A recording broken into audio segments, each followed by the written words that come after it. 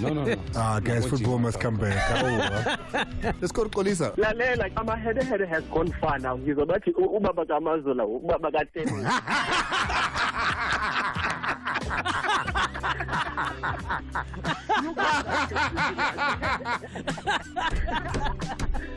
No, my heavy has gone too far. Jimmy Kom Macau. Mazola. That's what my hand is about Papa Mama and Papa How. That's how we Vince. My hand. Zanele Mtotana, the first Proteas captain I ever knew. Jaguars Crenhams, who's your money on? Sure. I'll give it to Crenhams. Okay, we'll call you back after they've lost just to say we told you so.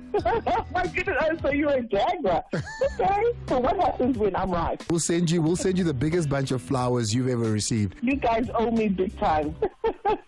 Zahir Adams. Zahir, man, how are you enjoying the T20? I think it's been an entertaining tournament. I think, yes, the conditions were tailored to make it a bit more of a contest. Let's agree to disagree on a huge chunk of this. I think it's been a waste of colossal time.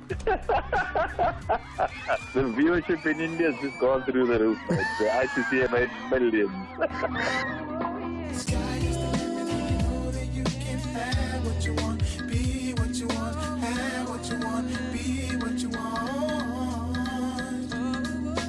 Sports Night Amplified with Ndile on Metro FM. Monday through Friday, 6 to 7 p.m. Game over.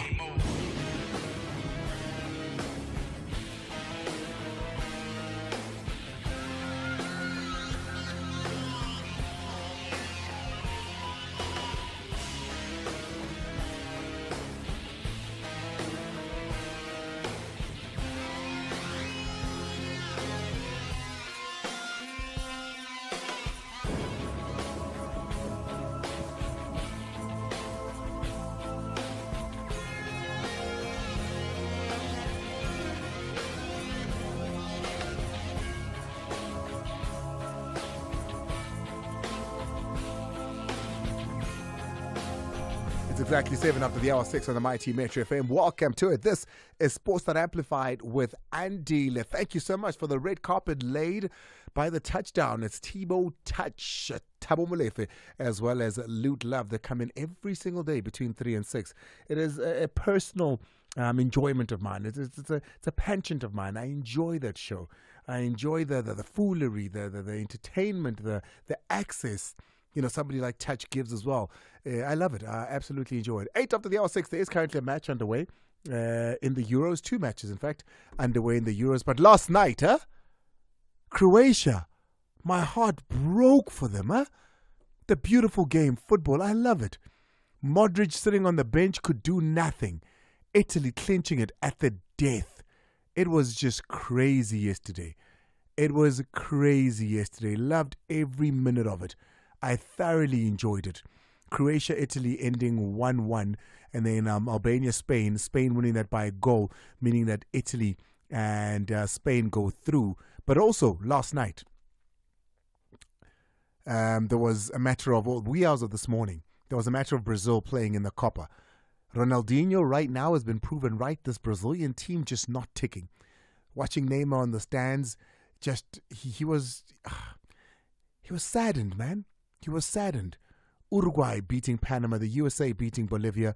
Today, this match is currently underway as we speak. The later matches are Denmark versus Serbia, England versus Slovenia. Anybody in that group can still go through. That's Group C. But right now, France versus Poland and the Netherlands versus Austria. Austria have already scored. It's 1-0. Austria are leading the Netherlands. The Netherlands, one of the favorites in this tournament at the moment. Marlon scoring an own goal in the 6th minute. It does mean that Austria are leading at the moment. And if it ends this way with 6 points, they go through and France go through. The Netherlands need to win this match with all they can, or at least get a draw and force it into other things. And it could be France, Poland, or rather France, the Netherlands that we're talking about. But that's not part of the show today. Part of the show today is speaking a little bit of cricket with Cass, who's coming up all the way from the West Indies. She is at the T20 World Cup. We'll speak about the Proteas and their fortunes having changed so much in the last year or so. But the big one, Mazola Molefe at Super Journal has done it again. He's broken the news that Chiefs are trying to keep a very tight lid on. Players have been let go from Kaizer Chiefs. Some big names as well out of the players that have been let go at Kaizer Chiefs. We'll discuss the players that have left Kaizer Chiefs. We'll take your calls top of the hour, just before top of the hour, 7 o'clock, about those players. And the big question, though, because I know some facts of things that have happened in the last 48 hours about Itumeleng Khune at Kaizer Chiefs. We'll speak about that too. Coming up on the show tonight. The youth of 2024. Our education is getting inferior and inferior, more and more, whereby now they were introducing Africans to all the subjects, whereby it was going to make us even more and more difficult to learn. Your battles may differ from those faced by the youth of 76, but your courage is no less remarkable. Remember, the struggles along the way are only meant to shape you for your purpose. Metro FM, celebrating the leaders of tomorrow, today. Sports Night Amplified with Ndile on Metro FM. Proudly brought to you by SABC Sports. It's breaking news and exclusive to SABC.com. Broken by Mazola Molefe, the Super Journal. Kaizer Chiefs have said goodbye to some top players within their squad. Remember, the assessment by the assistant coach, the cruise has been underway over the past couple of days, and they've already started letting go of some players. Mazola Molefe now joins us all the way from Port Elizabeth. Super Journal. Good evening. How's Port Elizabeth? Yeah, 4 seasons in one here. In the morning it was raining. In the afternoon there was sunshine. Now it's cold.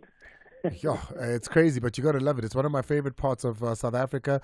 And how's the tournament, though? How's the organization? How's the access to players? How's the hype around it? The games are free. People can go and watch. Are people going to be exercising that and going to watch? Well, we hope so. Obviously, the tournament kicks off tomorrow with Group A, Bafana playing later on against Mozambique, and obviously Botswana and Eswatini kicking things off.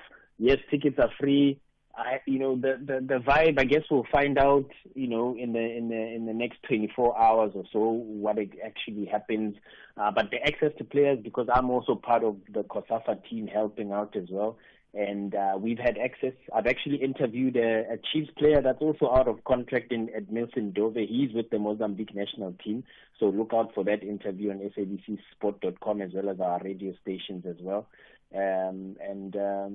Looking forward to the start of the tournament. Hey, before we speak about Kaizer Chiefs and the players that have been let go and take those names out there, very quickly, you wrote about Mojela. We had him on the show here. And he was saying, as much as he's got Lesotho citizenship, and they've been calling him day in and day out, saying, come and play for us. He doesn't want to play for them. He wants to play for South Africa. And finally, he's done there with South Africa. Have a listen to this first. Every time Babita squad Sabafana, somebody tells me because you ask yourself, why not you? My motivation I must just keep on working hard. Maybe my time will come. Because I had an opportunity to change nationality. I got to the Why? I have to work hard for the Bafana collab. Not to that's how it's never gone. For those that don't know, Bradley, how are you associated with Lesotho to South Africa? There's a Sutu root, my name, Lesotho can call you up, Lesotho. Maraonya good Lalla Lesotho. Have you ever had a call from Lesotho? My speaking apply for Lesotho. And you think you deserve Bafana and you think you'll play Bafana? I deserve it. So you can see throughout the season, I've worked hard. I give central defender stress. 3 or 2. Every game, every 2 or 3 people are on me every time. The confidence of Mojela is something else. I absolutely love chats with him. Very honest and very pure in how he answers questions. He wanted to play for Bafana. He said his roots in Lesotho can forget him. And finally, he's there, Mazon. Yeah, I was actually at the Bafana training session earlier on. Had a chat with Coach Helman Kelele, as well as the captain. The captain for this team will be Rushwin Dotley, who, of course, plays for Cape Town City, who recently got relegated. But the funny story about Mojela is that he, at the time of the squad announcement, remember, Coach released a list of about 50 players, and Mojela was still listed as a TX Galaxy player. And if you remember, on the back of that, the TX Galaxy player were said to not be available for the national team. But he's off to Stellenbosch now, and Stellenbosch said, well, the player is available. You can gladly have him for the national team. That's why he finds himself in that squad now that takes over the COSAFA Challenge. Brilliant. I love it for him. All the best to Mujela there and the rest of a very Western Cape heavy team, this Bafana. But when you look at I get the Gauteng teams refuse to release players. So. Yeah, I mean, it was TS Galaxy, Sundowns, Pirates, Chiefs. There's one more. I think TS Galaxy, Kaizer Chiefs. I can't recall of anybody else in the Gauteng-based teams that had players in the national team. Maybe it's Kukune. I'm not 100% sure. I'd have to have a look at that 51-man squad again. But maybe you could say there's a Mamelodi Sundowns player there in the sense that Malebucho Modise, who's leaving Chipa United and going back to Sundowns, is in that squad as one of the options at left back. So, actually, Golden Arrows is the other one. Anyway, that's not why you're here. Yeah.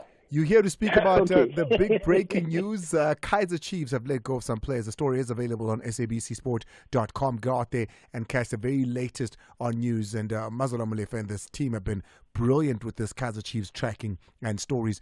Kaizer Chiefs have been assessing a couple of players. There's specific players that they wanted to assess more than the others. What has been the assessment criteria by the incoming Cruise? Well, I'm not sure of the exact details of what the coach was looking for, but I would assume, given that he got the job and he's here along with the goalkeeper coach and the fitness coach, they had been watching videos. I can only assume that they'd been seeing clips and at least maybe, at the very least, half of the matches from the previous season, which unfortunately Keegan Doley, for instance, didn't get to play much of because he struggled a lot with injuries. As we know, he was in the final year of his contract. So was Siatemba Sitebe as well, who, funny enough, in the final weeks of the season, Coach Kevin Johnson had seemed to trust him again and threw him in the deep end. He played a couple of games, and I say he had produced a couple of good performances. Santi was ever present this season alone. Santi played about 24, 25 matches, missing a few due to suspension and some injury niggles here.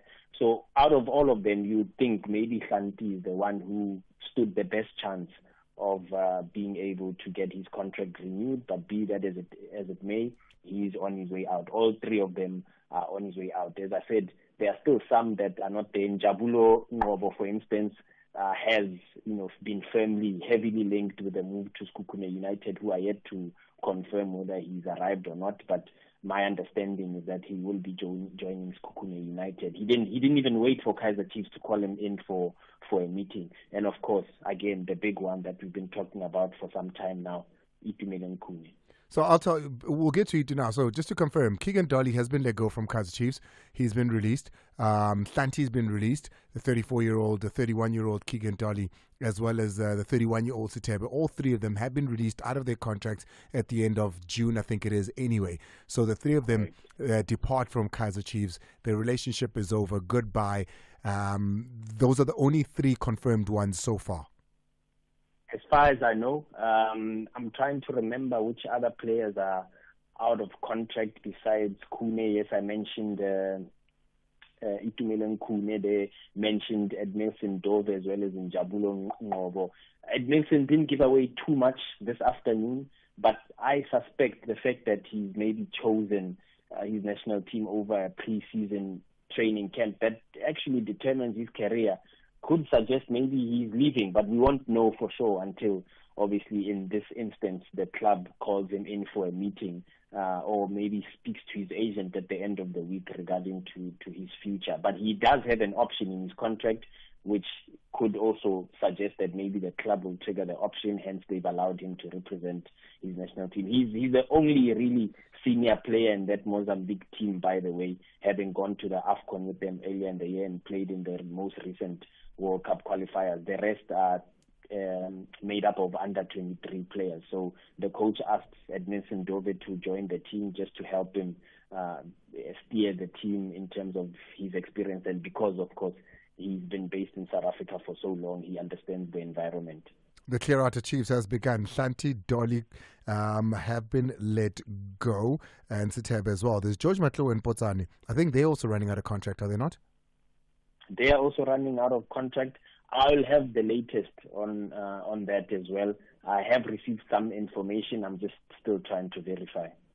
So we'll know soon what's happening with those two in particular, because the players, and this is what I was getting at when I was asking you about the assessment criteria, is Chiefs are first looking at players that are running out of contract to say, do we extend their contracts or do we let them go without exercising the option? Yes, I suppose it's easier when a club is faced with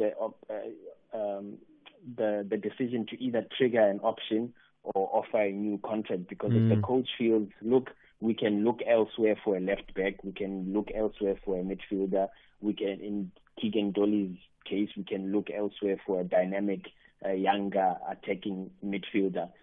Then if the coach says, well, let's do that, then it's easier to call them in for a meeting and say, guys, we're letting you go. But I personally think, Andile, it's a bit unfair in that these players should have been told at least by the end of May, because now their other rival clubs have filled in some of these positions. And look at Hlanti's age, look at Sitebe's age, look at Keegan Dolly's age. It's not going to be easy to move from a Kaizer Chiefs, perhaps on a decent package, to now suddenly try to negotiate a club that's going to take you in as a free agent before the season kicks off, when most of them are already going back for pre-season this week or early next week. I just think it was a little bit unfair. Yes, I understand Kaizer Chiefs maybe had to wait for their coaching situation. Just hold that thought for me, Mazola. Hold that thought for me. Let me take a break because I still want to cover the Itu Kune issue too. Need the right tools to run your small business? With Nedbank, you get the latest Visa, MasterCard and Amex accepting card payment device delivered to you within 48 hours. Enjoy getting your payments straight into your Nedbank account on the same day. Plus, you could get 100% back on the purchase price of the device. Apply on the Nedbank Money app today. Join the bank that's best for your small business. Nedbank, a licensed financial services and registered credit provider. T's and C's apply. Score big with Hollywood Bets. Bet 50 Rand or more pre-match on any T20 Cricket World Cup game to stand a chance to win your share of 75,000 Rand plus a share of 25,000 Rand in in-play betting prizes. T's and C's apply. Hollywood Sportsbook is a licensed betting operator. Hollywood Bet supports responsible gambling. No persons under the age of 18 years are permitted to gamble. When there's no when to stop. South African Responsible Gambling Foundation toll-free counseling line 0800 006 008 or WhatsApp help to 076 675 0710. Get ready to save big with ShopRite Extra Savings, bringing you instant cash savings on over 1,000 deals, like a 900-gram box of Bokomo Wheat Bix cereal for only $49.99, and a 3.5 kg pack of Goldie frozen mixed chicken portions for a low $139.99. Offers valid until 7 July 2024. Make savings simple with Extra Savings, only at ShopRite. Lower prices you can trust, always. Sports Night Amplified with Andile on Metro FM. Mazola. Like you said, they didn't believe us. They did not believe us a week ago when we broke the story. Went further that Fernando da Cruz was being lined up as a member of the technical staff at Kaizer Chiefs. Well, yesterday, as you said, top of the show, he arrived in the country. Obviously, my colleagues at Far Post intercepted that arrival. They have an exclusive video of him landing at OR Tambo, accompanied or welcomed by... It doesn't matter. It's a branded car. It doesn't matter. You know, the guy is going to work. To show you. Yes, fine. 6 to 7 p.m. If you're just joining us, Mazola Molefe out in Port Elizabeth covering the COSAFA for SABCsport.com is with us. We're speaking about the players that have been let go from Kaizer Chiefs. 3 have been let go so far that we know for sure of. It's a 31-year-old Dolly, the 31-year-old Sitebe, and the 34-year-old Sifiso Hlanti that has been let go. But there's still another big issue here. And that is that of Itumeleng Khune. What do you know, Andile? He runs out of contract. You have some information. Hold on. He runs out of contract as well, does he not? Yes. And the club actually last year this time said this would be the season that they were giving him would be his last. So I know that he had a meeting with Kaiser, Junior, and Senior. That I know for a fact. But I also know that after that meeting, unlike the others who didn't go back to training, E2 is training. So I'm not sure, because people that were called into those meetings clearly aren't making it back to the field. Yeah. Look, I think with E2, you probably have to deal with it a little bit differently, you know. He's been at Kaiser Chiefs since he was 13 years old. He knows nothing else but Kaiser Chiefs. If you open him up, maybe his heart is black and gold, you know. So I think you have to approach it differently. Yes, the club had made a decision that he's gonna leave. E2 contradicted that a few months later when he spoke ahead of the Soweto Derby that he's not ready to retire, and he's not gonna retire out of anybody else's terms but his own terms. So maybe that meeting that you say happened between him, the chairman, as well as the sporting director, probably we will have more information with regards to what was actually said if E2 then turned up the next day for training and not on Tuesday with the players who are out of contract.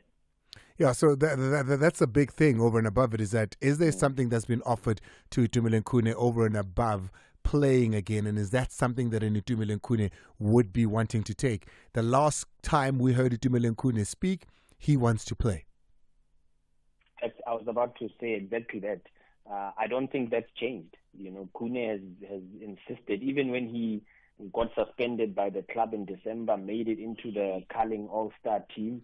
The interviews that Khune gave, he made it clear that he still has it in him to at least give us another 2 years at the very least, try to push himself until he's 40 years old. He made examples of a Gigi Buffon who played at the highest level, went to World Cups, played in the UEFA Champions League at the ripe age of 40. And Khune wants to emulate that. And hence I'm saying the way the club has gone about it at the moment is a bit ambiguous. It's a bit confusing because they told their fans that Khune would be in the last contract of his Kaiser Chiefs tenure, then had that, what I thought was a poorly arranged sort of thank you for your 25 years of service. No. It's not.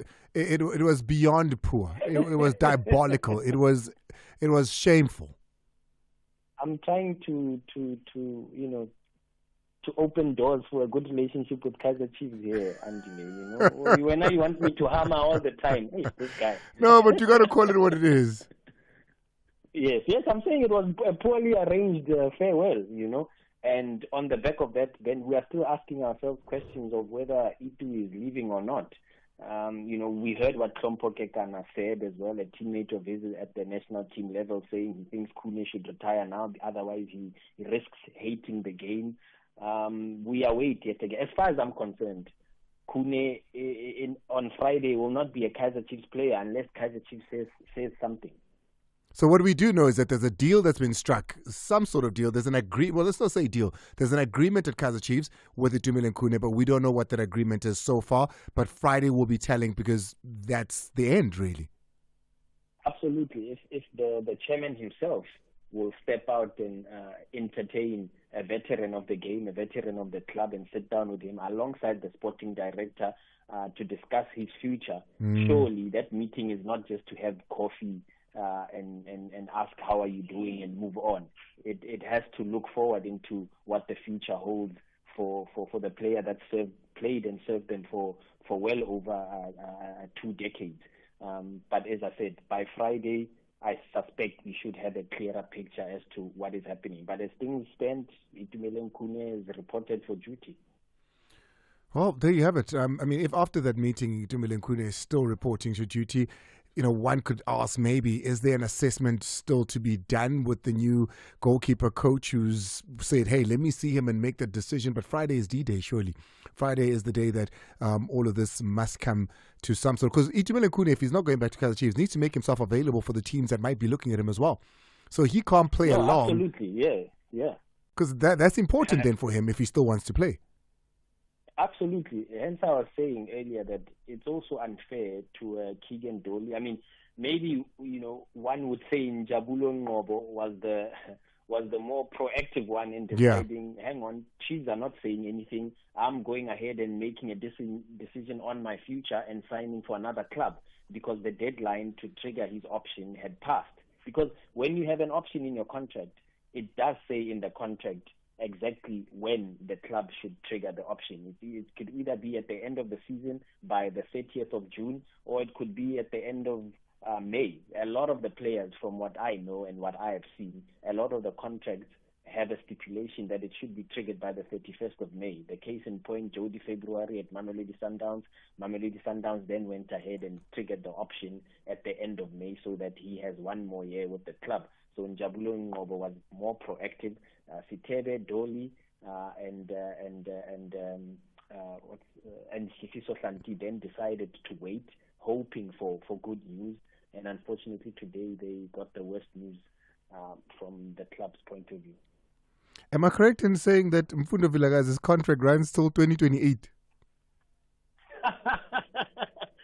I think from I can't remember, but I think the club did make an announcement that he had signed a long-term contract, which would usually be around a 4+1, which would be a 4 years, straight 4 years plus an option. But I say that based on communication from the club and his agent. I haven't seen the contract myself, but when he got promoted to the senior team, he was in fact offered a. That is smart business by Kaizer Chiefs.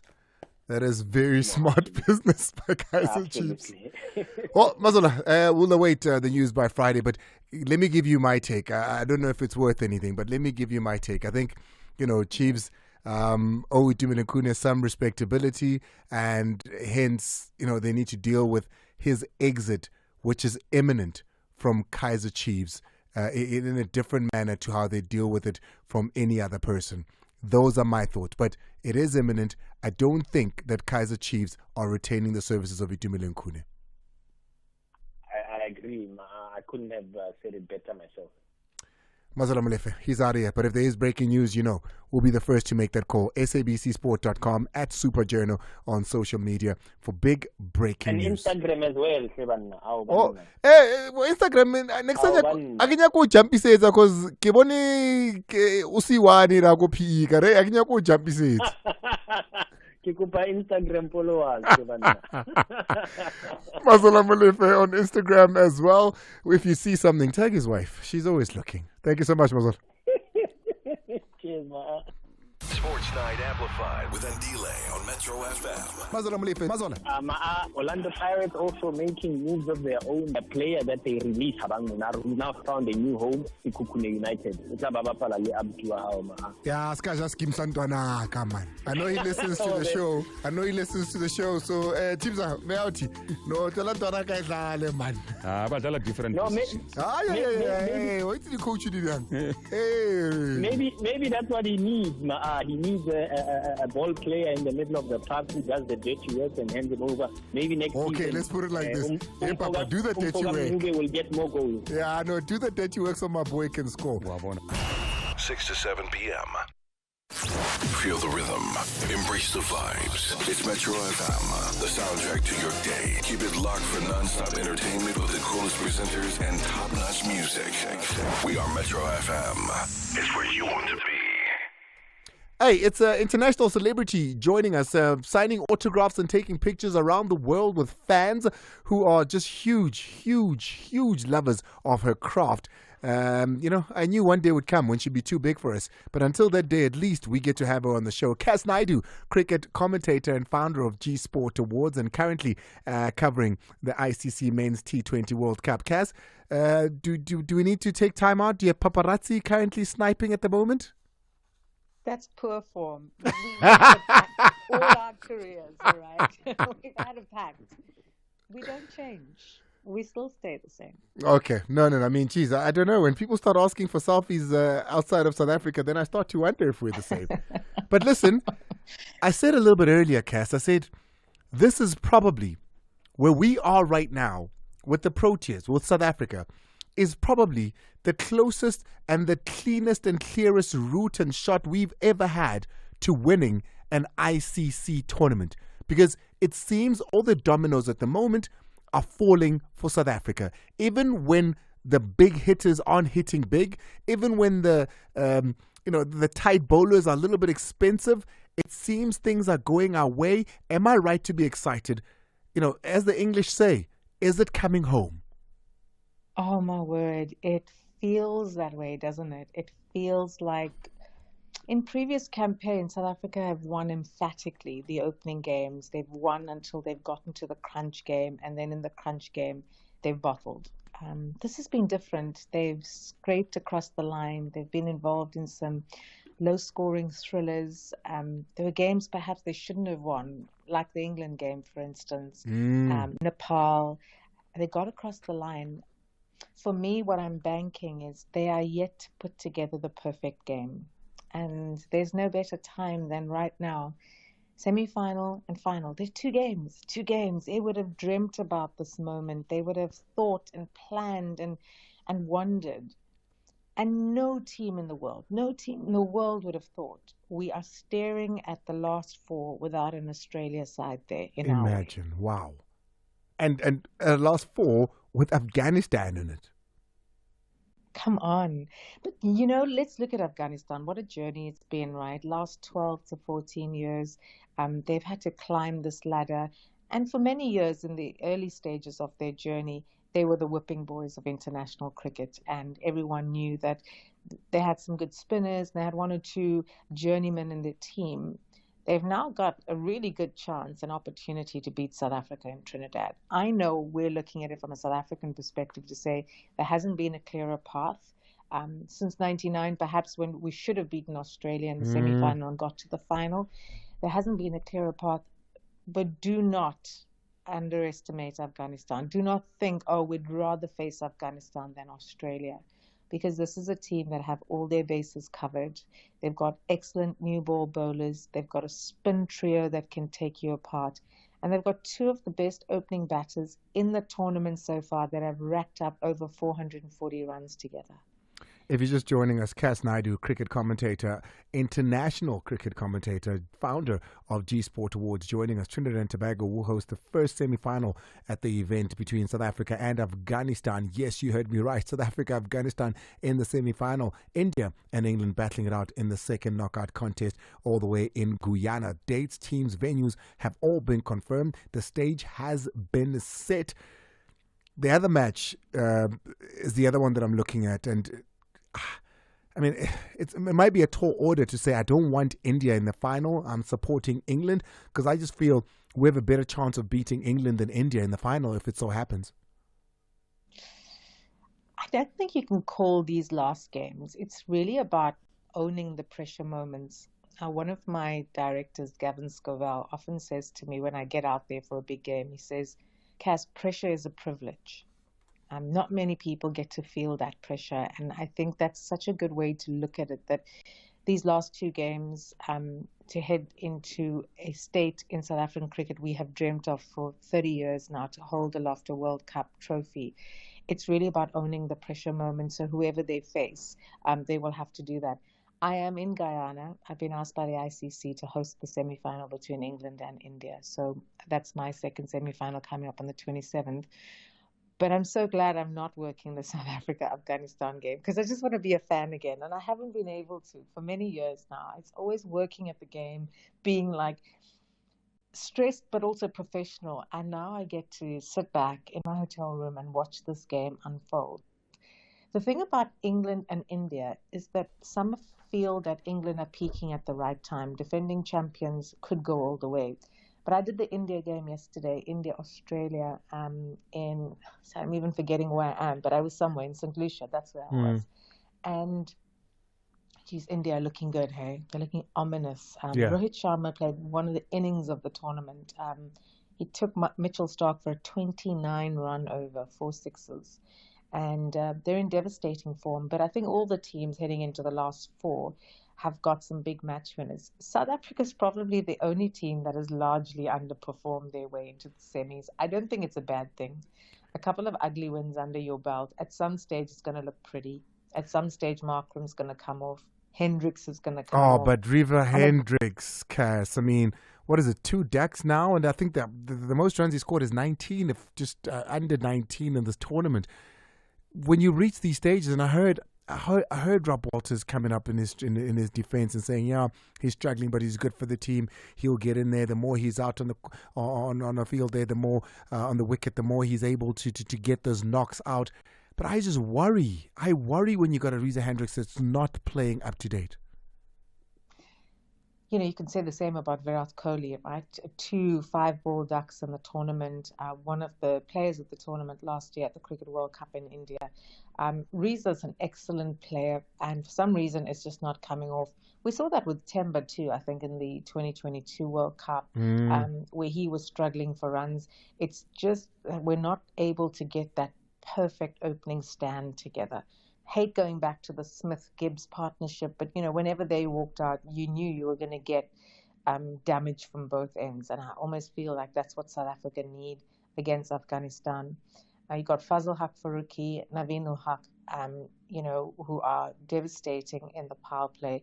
But then you've also got someone like Mohammad Nabi with his spin.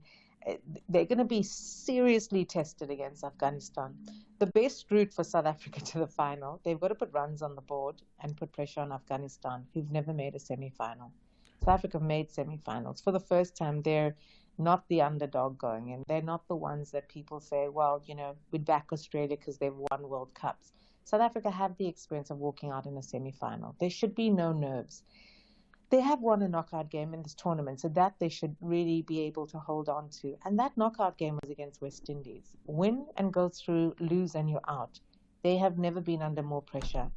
And it got tight at the end. Rabada, I think it was the best shot he's played in his career to get those 4 runs, and then Janssen hitting a 6 to get us across the line. West Indies will look back at that game and think, oh, we shouldn't have given it away. But I look back at that game and say, how cool to see a South African team that's not predictable. We always start with pace. They always just take us, you know, to pieces. Markram's captaincy, okay, he hasn't got... And that's where I was going to go with it, about his captaincy, because I heard Rob Walters once again speaking about his captaincy. What have you made of his captaincy?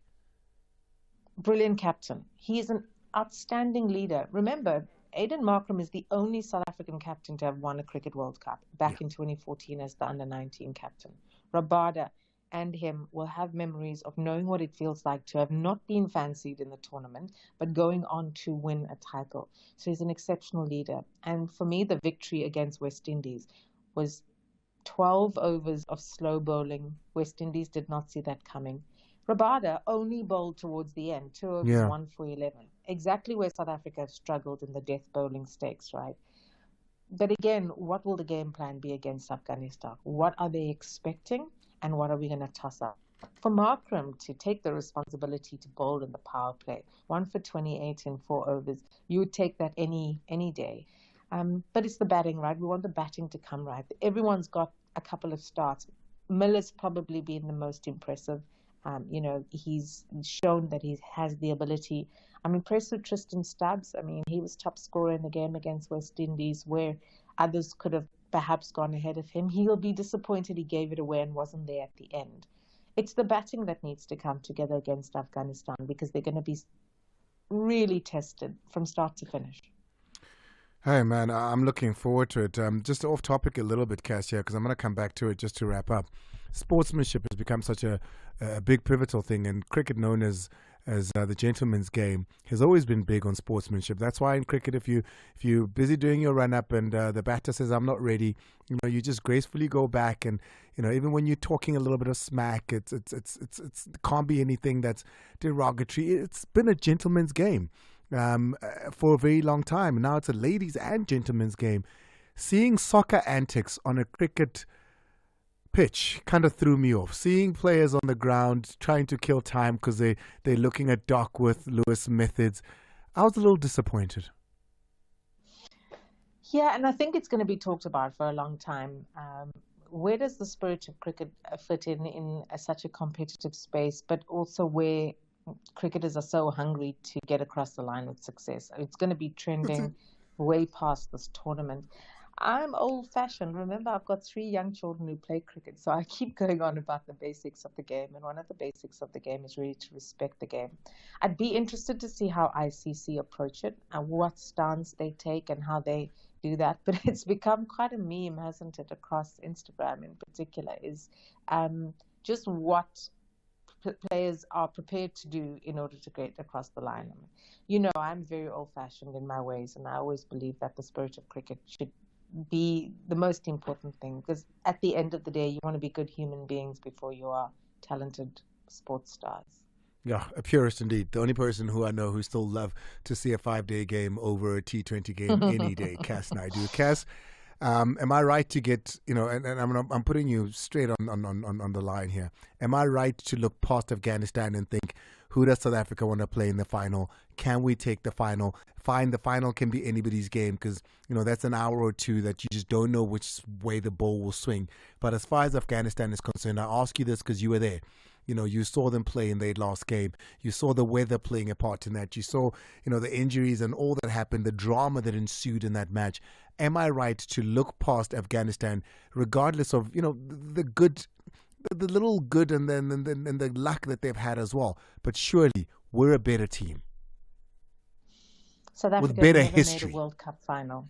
They've never made a World Cup final. India and England know how to get into a final and also to win a final. That would be the challenge once they get past Afghanistan, if they do, is that moment of walking out, national anthems are being played, you are in a World Cup final, just 40 overs away from winning, right? That's going to be the big challenge. We've never been in a senior men's cricket World Cup final.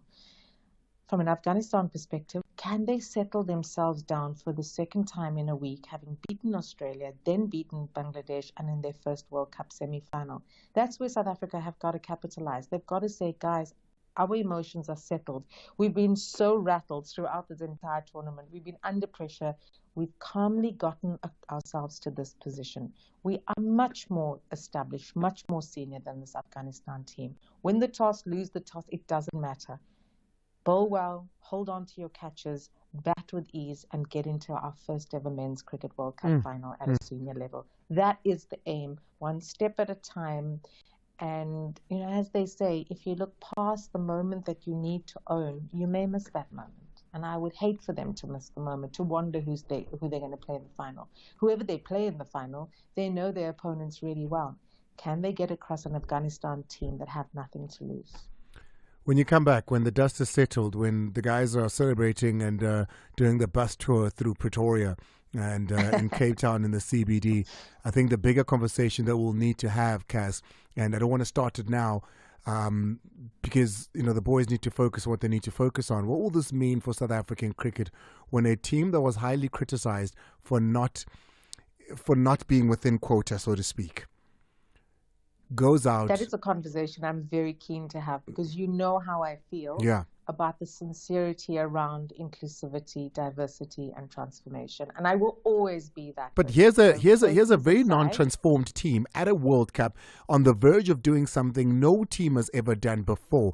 Then the question we need to ask when we come back, and I don't want to get into it now because I can see already, I can hear in your voice, but what do we then say when a team that is not transformed, doesn't have the levels and the numbers of colored players or players of color that we normally want as a quota, goes all the way to a final or goes to win? Are we saying that, you know, guys, look at this, the quotas have been the ones that have been holding us down and putting pressure on our players? We have not been able to perform because of that. What's the conversation going to be then? Because how do you then deter those that say that? Cass, don't answer me now. I haven't thought about it, but I think it's a whole hour show with you in the studio when you do come back. Oh, I hope you're ready. Cass, I appreciate you. Chat. Thank you so much. Take care. It's going to be a conversation we need to have, because we've been saying quotas. We've been saying you need a certain amount of black players in cricket teams and rugby team in order to satisfy the quota that allows for transformation to begin to happen. Then you look back and say, yes, when it was Lily White, before there was even a single player, before there was a Makai Antini, we weren't getting into finals, right? It became a little bit worse, we must be honest. because they at least got a semi-final. You remember it against Australia. What is it, the 482 game? Is it 482? I think it's 482 game, right? And then we've choked ever since. But we've then went and said, no, let's put black players in there. It did not help. A black captain even. It did not help. So here we are with one of the most untransformed teams in a very long time in South African cricket. Come on, ke kagiso ra badala ma. Lilambo Ngidi. No, Ngidi ara. Or the replacement, yeah, but I'm saying pick players. Don't tell me about the replacement. That's Timmy speaking on the other side. You've got one that's there. And here they are. They've got Afghanistan to beat, and then they make history. They go to a final. Whether they win the final or not, they've already made the history. They would have gotten to an ICC tournament final, something no cricket team in this country has ever done, and they would have done so with no black players or just at least one. How then does an Andile sit here? And I need to think about it. I need to apply my mind to say, how do I defend? We need quotas. We need black players to be improved. Because then I can play back to Cricket South Africa and say, yeah, but if you haven't developed those players in order for them to get to that level and represent us at that level, where do you think they're going to come from? What is the pool of players we're picking from in the first place? Do you have a team, a franchise that is black-based, that are coming from Soweto, the biggest township, the biggest pool of anything in this country? The second biggest is Mtanzane, where cricket is pap and fleece and breakfast every day. But here we are, on the verge of history. And a mark of blackness right now to many, looking like a stain. Take a break. When we come back, we take your calls. House and Home brings you now or never deals. Save $3,300 on the Luna Gibraltar Pillow Top Queen base set, just $7,699, and save $6,000 on the 7-piece Jenny Corner Recliner Lounge Suite, only $16,999. Until 7 July, only at House and Home. T's and C's apply. And they're off. Bet 50 Rand or more on horse racing with Hollywood Bets, and you could win over 2 million Rand in prizes, including a brand new Golf GTI or an Amoda Elegance S. Bet now to race to the finish line. T's and C's apply. Hollywood Sportsbook is a licensed betting operator. Hollywood Bet supports responsible gambling. No persons under the age of 18 years are permitted to gamble. Winners know when to stop. South African Responsible Gambling Foundation toll-free counseling line 0800 006 008 or WhatsApp help to 076 675 0710. Be the future with Regent Business School. Invest in your future success with our accredited MBAs, postgraduate diplomas, degrees and certificates. We're not just an institution, we're your partners. Our 21st century approach in teaching and learning offers education for today's fast-paced world that allows collaborating, engaging and conquering real-world challenges with 25 years experience in distance learning. Visit regent.ac.za. Mid-year registration now open. Sports Night Amplified with Andile on Metro FM. Victor Tlongwane, big news in South Africa. VAR is in the country. VAR is in South Africa? Yes, in South Africa. Mazola Molefe is not in studio at the moment. Mazola. Oh, what is that? I'm here for 2 weeks because of the COSAFA, and I can confirm that the story that Mr. Ref started with about VAR, that's not a story. Hana content. This thing has been happening at COSAFA for the last 2 years. So I keep excited, Mazola, man. Don't be excited. Don't be excited. This thing has been happening with COSAFA over the last 2 COSAFA or 3 COSAFA editions. I said the same thing. I'm supposed to know it's different. Our people have been trained. Hara is now in. 6 to 7 p.m. It's exactly 18:53 on the mighty Metro FM. Welcome to it. This is Sports Amplified with Andile. I am Andile Ngube. Taking your calls now on 086 000 2160. WhatsApp on 060 552 7303. 2 conversations to have here. Kaizer Chiefs have let go of some players. Keegan Dolly, Shanti, as well as Tebe are on that list. Itumeleng Khune, big question mark on that, but all evidence showing to the fact that Itumeleng Khune will have been released as well. We'll know that by end of this week. But also, transformation. We speak about transformation. We speak about the fact that we want more black players representing the Springboks, representing our cricket national team, the Proteas as well. We've seen what a black-led team has done in rugby. back-to-back World Cups. Siya Kolisi and his boys, you look at Magazola Mampimpi and Lukhanyo Am and all the boys. They've done well. They've added to what we had at the Springboks. They've taken from what the Brian Habanas have done before them. The Chester Williams started before them. But what about in cricket? Because now you have a team that is on the verge of qualifying for a World Cup, something no Proteas team has ever done, qualify for a World Cup final. And it also happens to be, since 1996, since Makhaya Ntini being the only black player in the team, the most untransformed team yet. Let's hear your voice notes. Drop us a voice note on 060 552 7303. Waking up, down turned up. Itaola maa. Ki big boy mahlakola ka Maa, I'm very happy ka Mujela.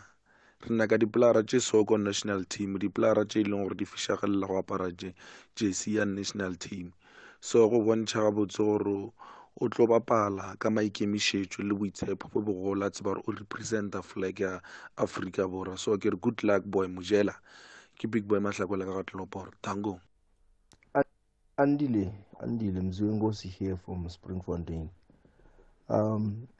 I am a bit unhappy about our team Kaizer Chiefs. We have to depend on leaks for news from our team, which is not right. Kaizer Chiefs knows that there's got millions of supporters who wants to know what's happening in the team, but they are keeping quiet. We don't know nothing what's happening.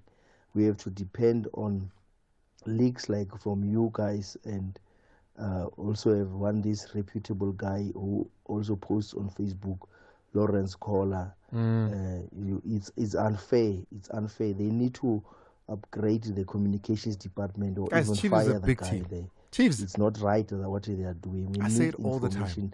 Directly from Kaizer Chiefs. Well, when it comes, I can tell you now, it won't be here. Because as you know, Kaizer Chiefs don't come here. But guys, whatever it is you want to say, Kaizer Chiefs is a big team.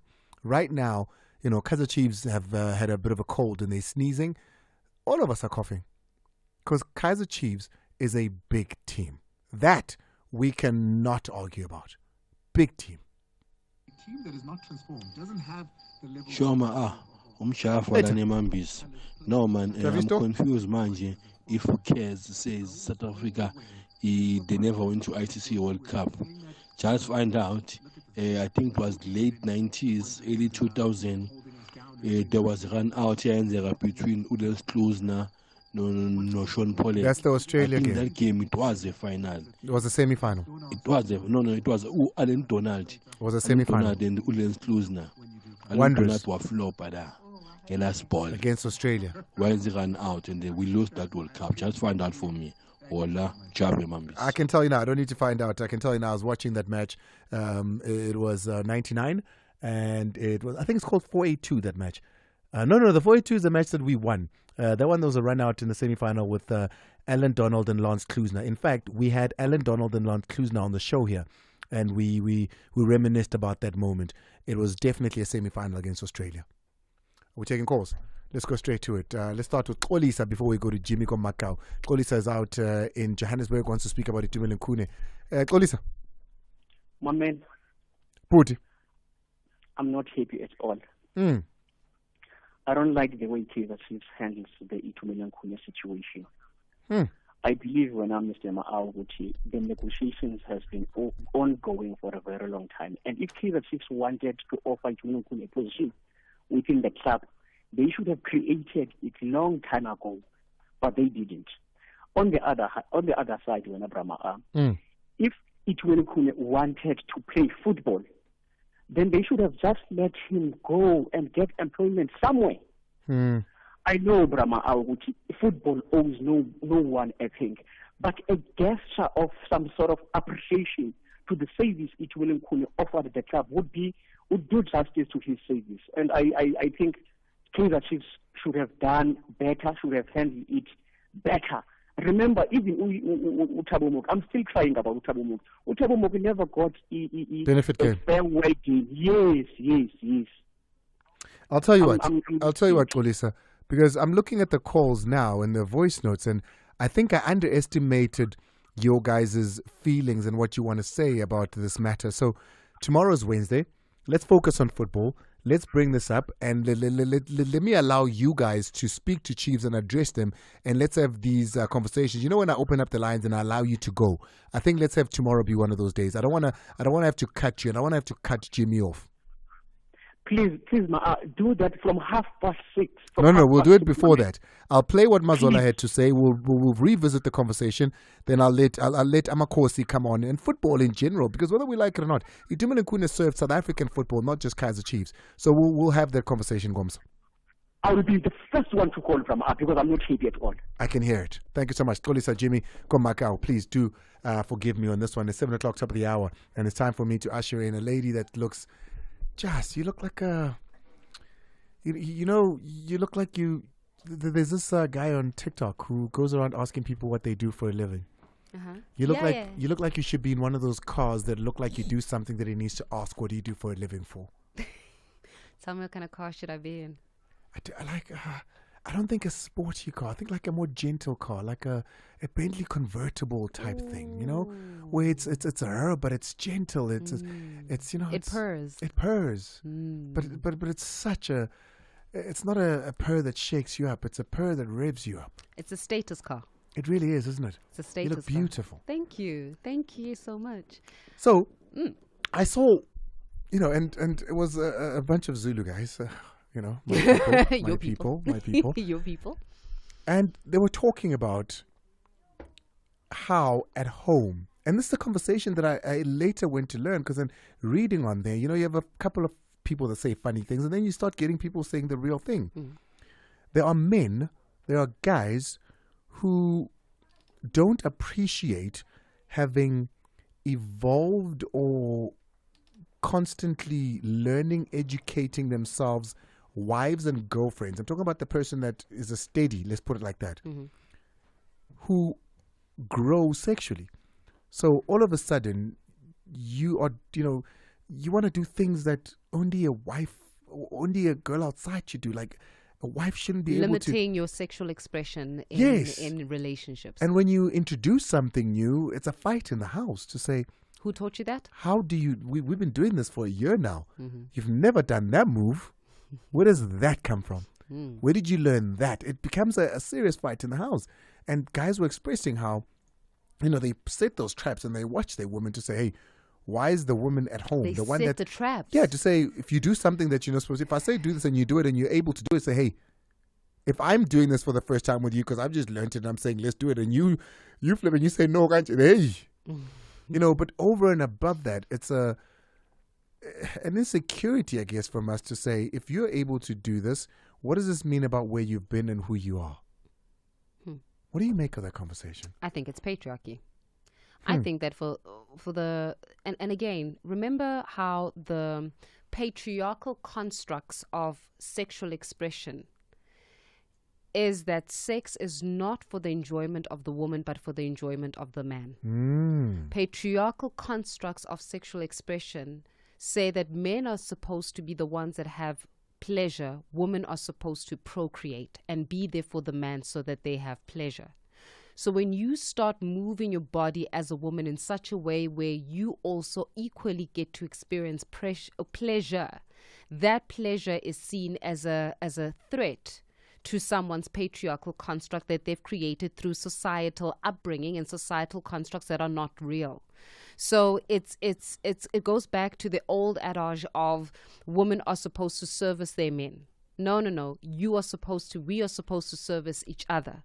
And in relationships where sexual expression is only reserved for the man, you will have insecure men who say, who taught you that? Because if I do something that A is different, two that gives me different kind of pleasure, it means that what I'm doing is finding my own body sensation, my own niche in the body. And if you cannot be happy with me finding my own in my own body, it means that you are the one that is under threat with the way that I express myself sexually. And that means that you're trying to actually sexually oppress me. That's the reason why, unfortunately, if you look at statistics, I think the stats, I'm not even sure, but the last stats was saying that there's a significant portion, right, of women who have never, ever experienced an orgasm, ever.